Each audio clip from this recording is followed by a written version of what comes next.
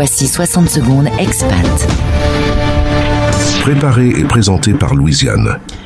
Bonjour à tous, vous êtes expatrié à l'étranger et vous souhaitez vous remarier, mais alors quels documents faut-il fournir? Amélia Lacrafi, députée des Français établis hors de France, a récemment soulevé cette question auprès du ministère de la Justice. Elle a mis en lumière une problématique importante, la vérification d'opposabilité d'un divorce prononcé à l'étranger.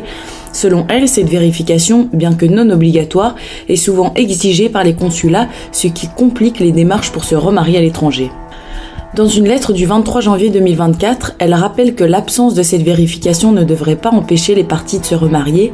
Pourtant, cette directive n'est pas toujours respectée sur le terrain, ce qui peut entraîner de très longs délais. La réponse du ministère de la Justice, qui date du 27 février 2024, clarifie les choses.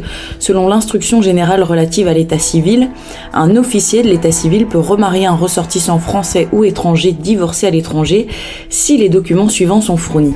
Un acte de naissance ou de mariage avec mention du divorce, une copie du jugement de divorce avec les justificatifs de son caractère définitif ou pour un futur époux étranger, un certificat de capacité à mariage. Une simple attestation sur l'honneur ou un certificat de célibat ne suffit pas.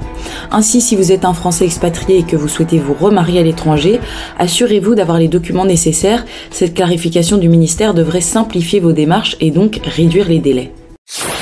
L'info des expats sur la première radio des Français dans le monde. Françaisdanslemonde.fr